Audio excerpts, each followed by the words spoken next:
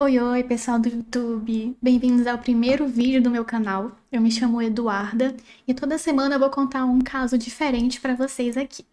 O caso dessa semana é o caso da Katie Pledel. Essa história teve início em 1995, quando Alyssa Garcia, de 15 anos, conhece Steven Pledel, que tinha 20 anos. Eles se conhecem numa sala de bate-papo na internet, começam a conversar e logo eles engatam um romance à distância, mas pouco tempo depois a Alyssa decide sair da casa de seus pais em San Antonio, no Texas, para ir morar com o Steven no estado de Nova York. 2 anos depois, a Alyssa é engravida de Steven Pledel e em janeiro de 1998 ela dá luz a uma menina chamada Denise.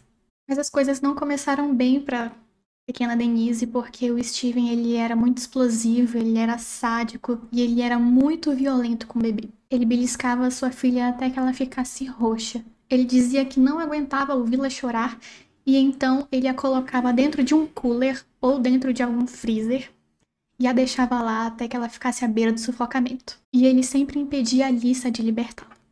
Mas quando ela estava à beira do sufocamento, a Alyssa conseguia tirá-la de lá e então ela subia para o quarto com a criança e ela dizia que se desculpava com ela no colo pela vida que ela estava tendo ali. E as duas ficavam trancadas até que o Steven esquecessem delas. Alyssa dizia que estava muito assustada e confusa para contar a alguém sobre o abuso. Foi então que ela acabou decidindo entregar Denise a uma família amorosa para que ela estivesse segura. Então, no mesmo ano, em 1998, os dois entregaram a pequena Denise para adoção e ela é então adotada pelo casal Anthony e Kelly Fusco. O bebê então agora passa a se chamar Katie Fusco. Bom, então o tempo foi se passando, os dois continuaram juntos, o Steven com a Alyssa. Eles se casaram em 2006, tiveram mais duas filhas, uma no ano de 2007 e outra no ano de 2012.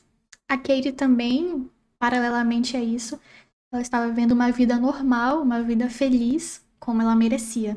Segundo a Alyssa, mesmo eles continuando juntos, depois de tudo que ele fez com a Katie quando recém-nascida, ele não abusava das crianças, das outras duas filhas, mas ele continuava com um temperamento horrível, a ponto de um gato não poder pisar na garagem dele, que ele ia lá e matava o gato, para vocês terem noção. Outro relato que a Alyssa deu sobre o temperamento de Steven foi que certa vez ela estava trabalhando e ele estava em casa com as meninas, então a menor, a de mais nova, de 3 anos, não segurou e fez xixi na calça. Ele ficou possesso de raiva, gritou com a criança e deixou a criança lá cheia de xixi, trancada no banheiro, dentro da banheira, molhada, até que a Alyssa chegasse do trabalho para que ela fosse limpar. Fora que ele não conseguia manter uma renda estável, era sempre a Alyssa que tinha que cuidar das crianças e trabalhar em vários trabalhos para que conseguisse sustentar todo mundo. Mas agora mudando para a vida da Katie, ela foi adotada por Anthony e pela Kelly. O Anthony nasceu em 18 de setembro de 61 em Waterbury. Logo após o ensino médio, Tony se juntou à Guarda Costeira dos Estados Unidos, subindo para suboficial-chefe ao longo de sua carreira de 30 anos. Depois de atingir o seu objetivo de concluir a Fire Training Academy, Tony se aposentou em 2017 e se concentrou principalmente em sua família e amigos enquanto trabalhava no emprego de meio período em Dover Plains, Nova York. Já Katie, como eu havia mencionado, ela teve uma infância normal. Ela era conhecida na sua escola em Dover High School como uma menina prodígio, pois ela desenhava, ela gostava muito de desenhar e ela queria seguir a carreira em publicidade digital. Certa vez, Katie escreveu em um blog: "Uma caneta e algo para desenhar se tornaram um lugar seguro para mim. A tinta se tornou minha arma contra regras e regulamentos. Para ser curta, para mim, uma vida sem arte não é vida alguma." Seu tio a apelidava de Pac-Man, pois segundo ele, ela vivia comendo, ela também adorava animais e era vegetariana. Já sobre a mãe adotiva da Katie, não achei informação nenhuma para dar para vocês. Bom, como eu disse para vocês, ela era aspirante a artista.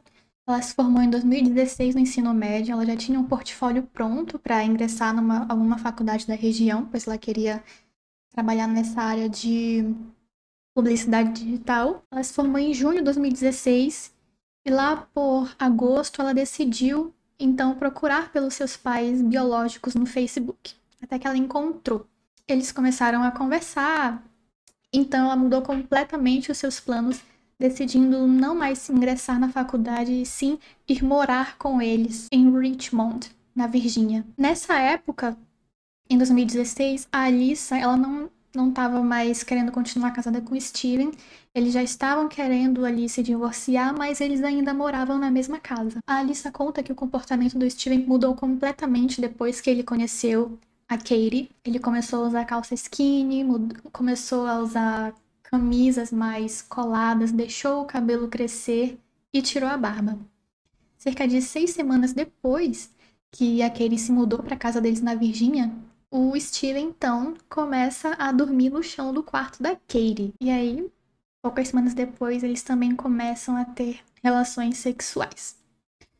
Bom, no mês de novembro desse ano de 2016, a Alyssa finalmente se divorcia do Steven, ela sai da casa e ela compartilha a guarda das filhas. Mas até então ela não desconfiava que existia algo entre eles, até porque é meio ridículo, né? Pensar uma coisa dessa. Tudo acontece muito rápido e a Katie logo engravida do Steven, até que eles decidem se casar no mês de julho de 2017. Mas, um pouco antes disso, a Alyssa, eu acho que ela já estava desconfiada de alguma coisa, porque o Steven instruía as filhas dele de chamar a Katie de madrasta. A Alyssa, então, ela pega o diário da filha mais velha, tinha uns 11 anos de idade na época, e até que ela lê algo surreal. O diário da filha dizia: agora ela está grávida e ganhou peso, e meu pai chama o bebê dela de seu. Será se ele a engravidou? Meu pai também diz que ela é minha madrasta. Como assim? Meu pai não quer que eu a chame de irmã. Katie é minha irmã e provavelmente esposa dele agora. Mas, naturalmente, ela é apenas minha irmã. Será se ela me vê como filha ou como irmã? Eu fico imaginando como é que fica a mente dessas crianças convivendo com o Steven, com a Katie. Enfim, é muito bizarro esse caso. Após ler o diário da filha, a Alyssa então ficou em choque e ficou muito brava. Ela liga pro Steven e confronta ele, falando que Katie é apenas uma criança, como que ele pode fazer isso? Aí ela pergunta: Katie está grávida de um bebê seu? E o Steven fala: pensei que você soubesse, nós estamos apaixonados. A Alyssa então começa a gritar, desesperada, fala que ele é um doente, que ele realmente é um doente, e logo em seguida ela chama a polícia. Eu vi em algumas matérias que a polícia foi realmente acionada, eles foram até a casa do Steven, mas nenhuma prisão foi feita, porque eles só entrevistaram e, claro que negaram tudo, né? Mas aí Katie e Steven então resolvem se mudar no verão de 2017, um pouco antes do casamento, que foi em julho.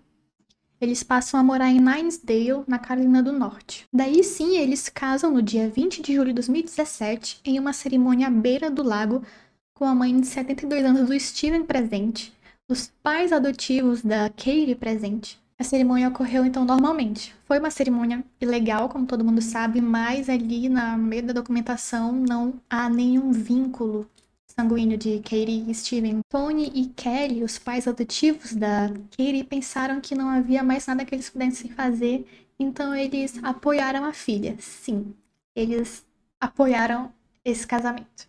Não fizeram nada para impedi-la.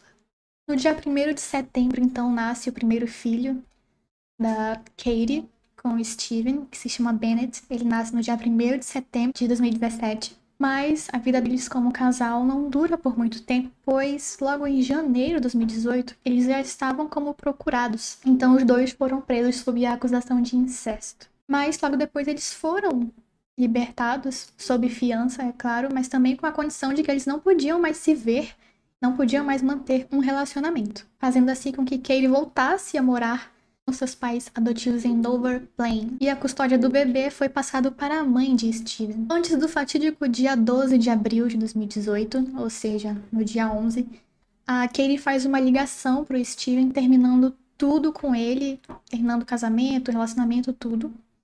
E isso foi um estopim pro Steven fazer uma besteira e acabar com várias vidas. Como ainda não havia uma ordem que restringisse o Steven de ver o filho, nem nada assim, ele apenas não podia morar com o filho, ele então foi na casa da mãe dele, morava em outra cidade, não morava na mesma cidade do filho, Ele foi lá, pegou o bebê, é claro que ele disse pra ela que ia voltar com o bebê, só queria ver o bebê.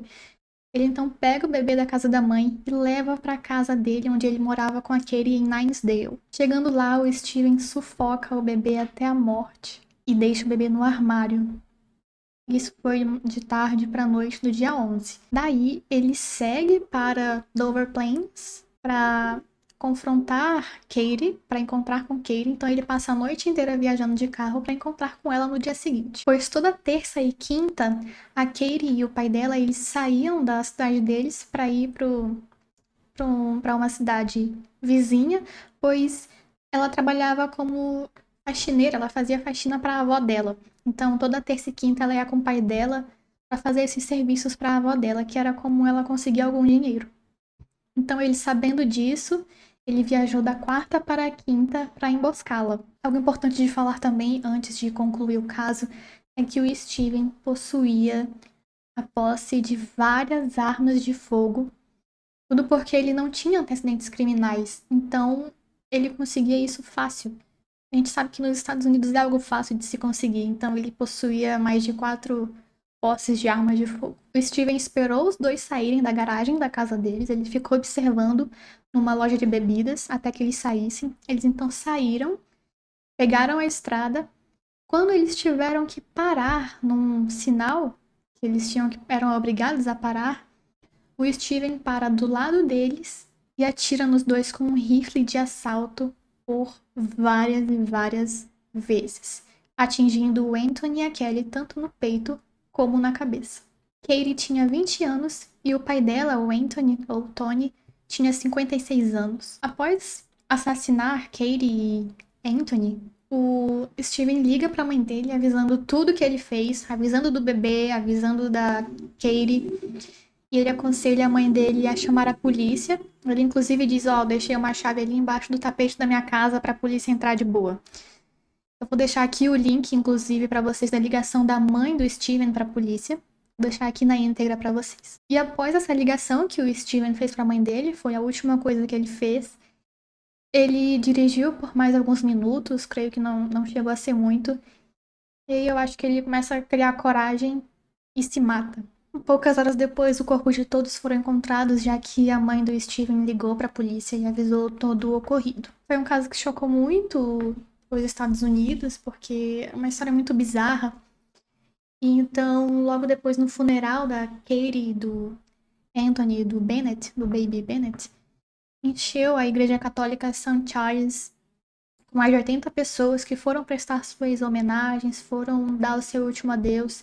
Eu não achei nada a respeito da Kelly, a mãe adotiva da Katie, não sei como ela tá hoje, não sei se ela estava viva na época, porque realmente não fala nada, nem se ela deu entrevista, nem a presença dela no funeral, realmente não fala nada, nem dela e nem da Alissa. A Alissa eu sei que ela realmente não foi, porque ela não queria causar nenhum alvoroço, nenhuma atenção.